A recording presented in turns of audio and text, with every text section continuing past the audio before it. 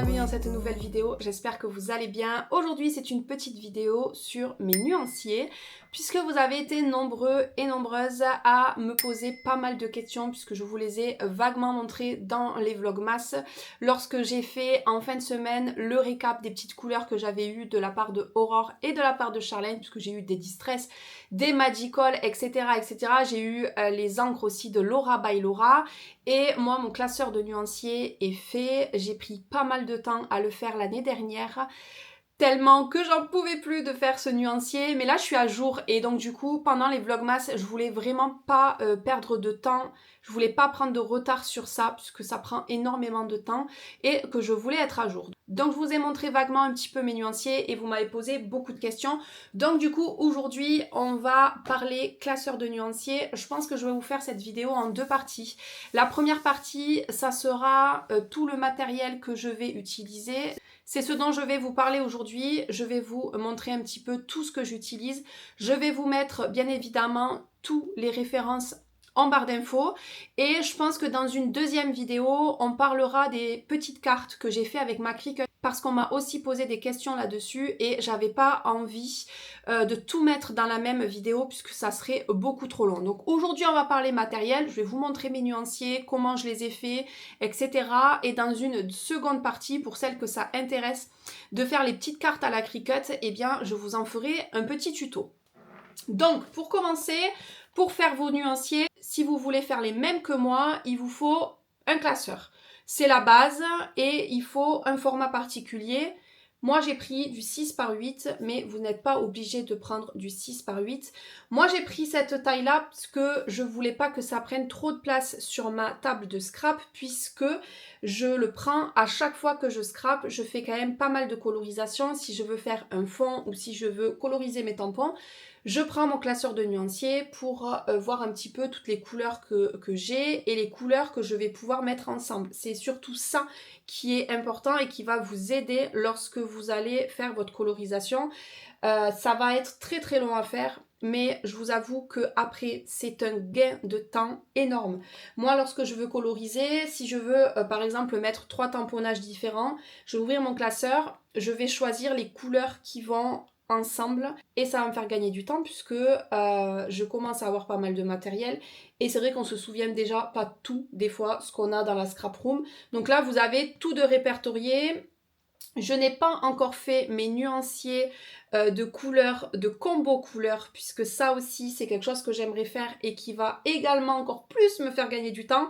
Mais j'avoue que déjà d'avoir fait tous mes nuanciers, c'est déjà pas mal. Donc je vous disais, au niveau du classeur, moi j'ai pris un 6 par 8. Celui-ci vient de chez Craftelier, mais de base je n'avais pas choisi celui-ci. J'en avais acheté un chez Kimidori et il est arrivé complètement abîmé. Donc pas de souci, hein, ils m'ont remboursé, mais du coup j'ai pas repassé commande chez eux parce que je trouve que l'inconvénient chez Kimidori, c'est que peu importe le montant de votre commande, les frais de port ne sont jamais offerts. Donc j'avais commandé un classeur, j'avais commandé aussi des pochettes qui maintenant est dispo apparemment chez la Fée du Scrap. Donc si je trouve le lien, je vous mettrai en barre d'infos. Si j'en trouve chez Craftelier, je vous mettrai également le lien. Mais je ne crois pas, j'en ai trouvé uniquement chez Kimidori il y a un peu plus d'1 an. Et je sais que maintenant, il y en aurait chez la Fée du Scrap. Donc j'ai racheté un classeur chez Craftelier puisque je suis maniaque et que je voulais pas que mon classeur soit complètement abîmé. Vous voyez, la tranche est assez épaisse, mais celui que j'avais pris chez Kimidori était beaucoup plus... la tranche était beaucoup plus large, mais franchement déjà avec tout ce que j'ai encore pas mal de place dans mon petit classeur. J'ai, comme je vous disais, choisi du 6 par 8, mais vous pouvez très bien choisir d'autres tailles, puisque ça c'est un classeur de base qui sert pour le Project Life, et vous en avez de toutes les tailles. Moi j'ai préféré cette taille-là, comme je vous disais, pour pas que ça me prenne de place. Je ne l'amènerai pas en salon, je ne l'amènerai pas en atelier puisque je ne veux pas qu'il s'abîme. Faut pas se mentir, c'est assez encombrant même s'il est petit, mais vous allez voir dans cette vidéo que j'ai fait d'autres nuanciers que je peux du coup emporter ou en atelier ou en salon. Celui-ci, il est réservé à rester à la maison. Vous pouvez choisir un classeur aussi en A4, c'est vraiment comme vous voulez. Par contre, vous allez voir, je vais vous donner le lien de la personne qui met à disposition les nuanciers que moi j'ai utilisés à l'intérieur. Et je ne crois pas que vous pouvez le mettre en A4. Donc voilà, après c'est vraiment comme vous voulez. Vous n'êtes pas obligé d'imprimer les nuanciers que moi j'ai imprimés de cette personne-ci. Je pense que sur YouTube, vous pouvez trouver pas mal de personnes qui mettent à disposition des nuanciers. Donc voilà déjà pour le classeur, pour commencer. La base, il vous faut un classeur et ensuite il va vous falloir des pochettes. Donc je vais vous montrer ça. Au niveau des pochettes, j'utilise deux types de pochettes. Donc j'utilise ces pochettes-ci, voilà, où il n'y a pas de séparation au niveau des pochettes classiques, c'est des 6 par 8. Celles-ci, elles viennent de chez Craftelier, donc elles sont vraiment pas chères. Pareil, je vous mets les liens en barre d'infos. Et ensuite, j'ai pas sorti la bonne, il vous faut un deuxième type de pochette que là j'avais commandé chez Kimidori. Parce que à cette époque-là, j'en trouvais que chez Kimidori. Ce sont des pochettes avec 12 petites cases. Je vous montre, donc 12 petites cases. Et je vais vous montrer dans quel cas j'utilise celle-ci et dans quel cas j'utilise celle-ci. C'est pour le classeur de nuancier, c'est les seules choses que j'ai utilisées en matériel. Un classeur, deux types de pochettes. Bien sûr, il vous faut un petit morceau de washi, parce que je vais vous montrer après comment je fais avec mes petites cartes. Et c'est tout ce qu'il vous faut. Je vous ouvre mon petit classeur. Donc moi, je me suis amusée à faire des pages de garde et je compte en faire pour chaque médium. Je crois que c'est comme ça qu'on appelle ça. Mais vous n'êtes pas obligé. Donc là, vous voyez, j'ai fait ma page de garde avec écrit nuancier. Cette page, elle est faite avec du 100% Sokai. Tous les dies, les tampons, voilà, je me suis amusée. Et en fait, derrière, j'ai commencé mes petits nuanciers. Donc ça, c'est des nuanciers que j'ai imprimés d'une personne que je vous mettrai en barre d'infos. Je ne sais plus du tout comment elle s'appelle. Mais voyez, là, j'ai mes Neo Color 2. Et j'en ai pas beaucoup. Voilà, j'ai que 3 Neo Color 2. Mais je les ai répertoriés parce que je me dis que si un jour je veux investir, ben, je saurai déjà les petites couleurs que j'ai. Autre petite précision, vous voyez qu'en dessous, j'ai écrit les petits numéros, des petites couleurs. Et ça, je l'ai fait avec un petit feutre comme ceci. Donc, je vais vous dire aussi ce que j'utilise si ça vous intéresse. Moi, je voulais pas que ce soit fait au stylo. Donc, je vous mettrai également le lien de ce petit feutre en barre d'infos. Je crois que c'est de la marque Posca. Unipin, si je dis pas de bêtises, fine. Donc, c'est une pointe fine 0.1. Et c'est avec ce petit feutre là que j'inscris mes petits numéros. Au cas où qu'on me le demande, j'ai vraiment envie de vous faire une vidéo vraiment complète où vous aurez tous les liens et toutes les astuces pour pouvoir faire le même nuancier que moi si ça vous intéresse. Donc après, j'ai répertorié tous mes médiums. Donc là, vous avez les luminances. Ensuite, vous avez les polychromos. Donc ça, c'est des crayons de couleur qui ne sont pas aquarellables. Ensuite, j'ai fait les nuanciers de mes Crayolas. Ça, c'est quand je voulais me lancer dans le coloriage mystère. Donc j'ai les Crayolas et j'ai les Faber-Castell Portrait pour les couleurs de peau. Ce qui est bien avec le lien que je vais vous donner, c'est que vous avez les nuanciers de plein de choses. Ah oui, petite précision aussi parce qu'on risque de me le demander. Les petits titres là que vous voyez, ici, où il y a écrit Crayola, où j'ai mis tous les titres de mes médiums polychromos. J'ai fait ça sur du papier autocollant que j'ai acheté sur Amazon. Je vous mettrai aussi le lien en barre d'infos. Et j'ai tout simplement utilisé la Cricut avec le petit feutre pour pouvoir inscrire mes noms de mes médiums, puisque je ne voulais surtout pas le faire à la main, parce que j'aime pas mon écriture et que je voulais vraiment que ce soit propre. Ici, j'ai fait les Albrecht Dürer, mais vous verrez que les petites cases sont très petites. Donc, je suis en train de le recommencer puisque ça me plaît pas. Je vous montre.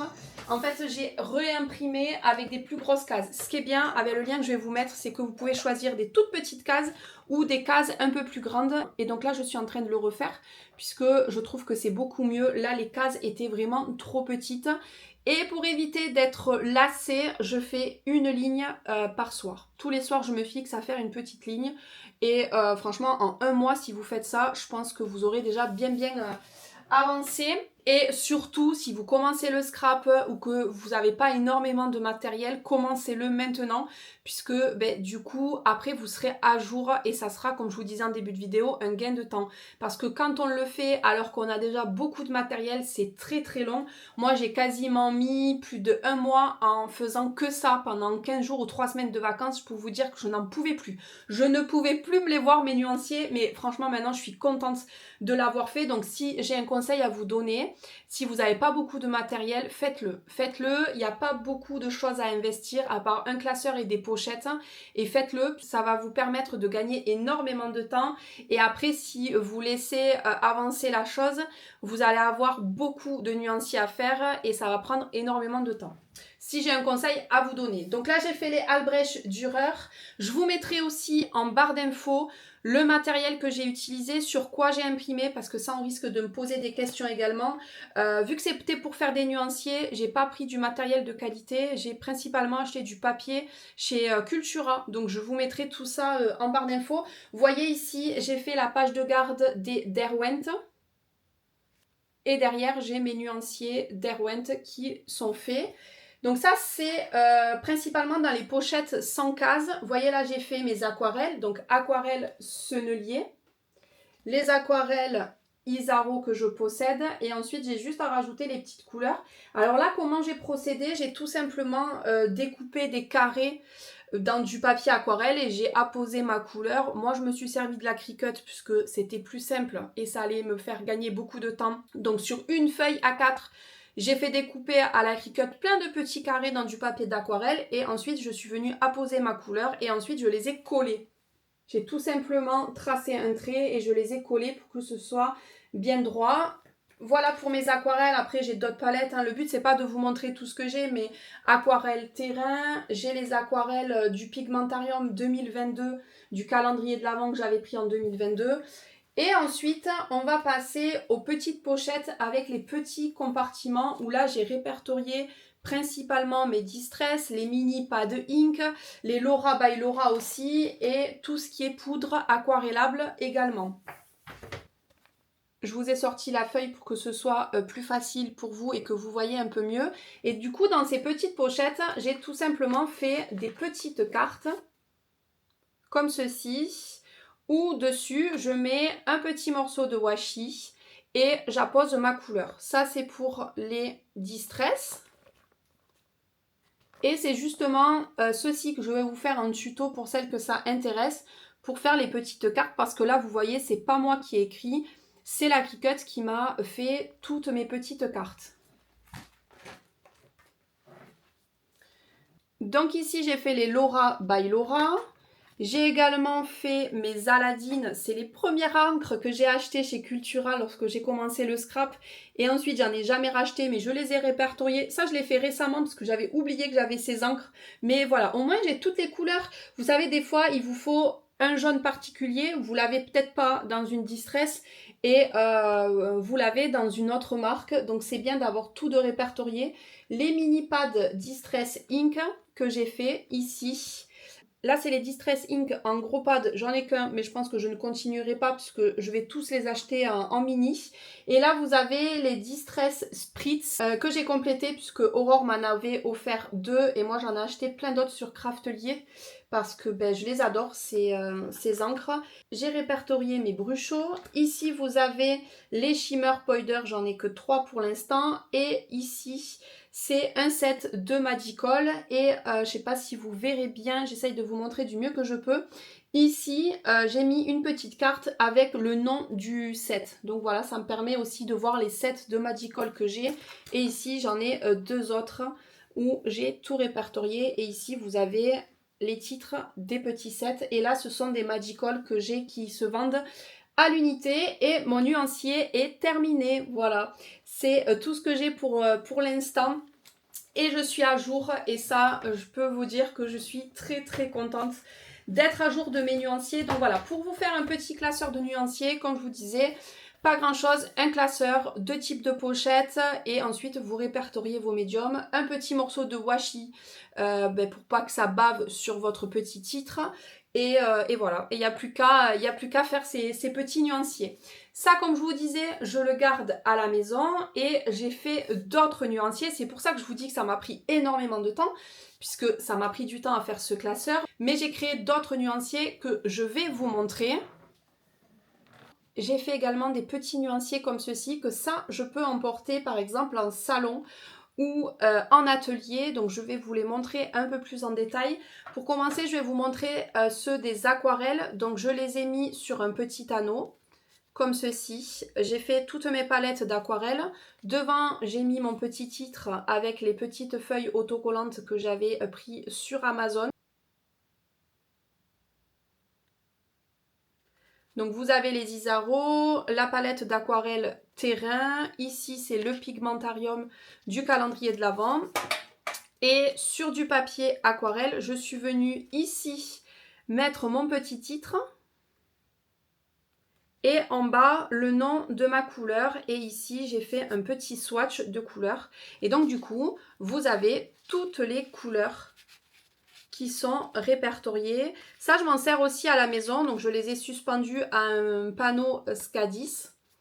Et des fois, quand j'ai besoin d'utiliser la palette et pas forcément vouloir sortir mon classeur, vu qu'ils sont pendus dans l'atelier, eh bien, je prends ça directement. Donc ça, c'est pas mal aussi. Ça, pareil, c'est la même personne qui propose ces nuanciers. Quand vous allez télécharger, vous allez voir au moins 60 pages de nuanciers différents.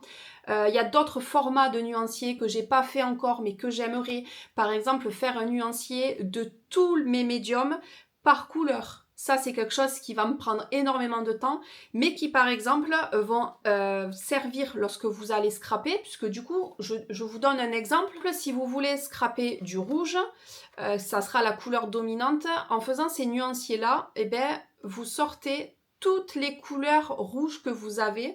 Et vous allez voir peut-être que vous avez de l'aquarelle rouge, vous avez des crayons de couleur, vous avez des feutres, vous avez des poudres Magical, vous pouvez très bien avoir aussi de l'aquarelle et ça vous permet d'avoir vraiment tout ce que vous possédez en couleur rouge et vraiment matcher toutes les couleurs ensemble. Ça, je ne l'ai pas fait encore, mais je trouve que c'est hyper intéressant aussi de le faire. Donc là, j'ai fait mes aquarelles.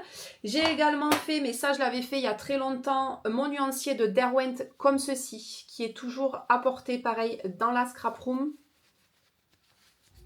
Je vous le montre de plus près. Et donc là, j'ai tout mon panel de couleurs. Celui-ci, c'est celui que j'utilise le plus. Il est un petit peu abîmé, il faudrait que je le refasse.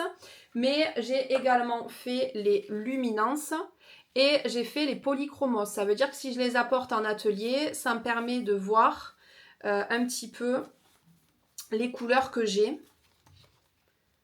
Alors, j'en ai pas beaucoup, hein, mais ça prend du temps à découper tout ça et à référencer les couleurs. C'est pour ça que je vous dis, si vous n'en avez pas beaucoup, commencez-le maintenant, puisque une fois qu'il faut tout remplir, ça prend énormément de temps. J'ai fait mes luminances également. Et c'est à peu près tout. Non, j'ai fait aussi, je vais vous montrer, celui-ci je ne vous ai pas montré, mais c'est les aquarelles senneliers que j'ai fait également. Et à l'intérieur de cette pochette, j'ai mes feutres Crayola et j'ai bien évidemment fait le nuancier. Donc je vous montre, celui-ci il est complet puisque j'ai toutes les couleurs. Hop, et j'ai le nuancier qui est fait et qui est tout simplement rangé dans le devant de ma petite pochette. Donc le jour où je veux reprendre le coloriage mystère, j'aurai mon nuancier et ça, je peux vous dire que c'est hyper pratique pour choisir les couleurs. Et j'ai même rajouté, je crois, les Faber-Castell Portrait. Ouais. Vous voyez, j'ai fait le nuancier des Faber-Castell Portrait que j'ai rajouté ici. Voilà pour mes petits nuanciers, je crois que je vous ai tout dit. Je crois que j'ai beaucoup parlé aussi dans cette vidéo, mais je voulais vraiment vous faire une vidéo complète pour que vous ayez tous les clés en main pour pouvoir refaire exactement la même chose. Donc n'hésitez pas à aller voir en barre d'infos, je vais vraiment tout vous lister, le matériel que j'utilise. Je vais essayer aussi de vous mettre tel papier, je l'utilise pour faire ce nuancier là, etc. Comme ça vous aurez tout en main. N'hésitez pas si vous avez d'autres questions. Moi je vais arrêter là la vidéo et on se retrouve bientôt dans une deuxième vidéo où je vous ferai le petit tuto des petites cartes que j'ai fait à la Cricut. J'espère que cette vidéo vous aura plu et moi je vous dis à bientôt dans une prochaine vidéo. Bye bye!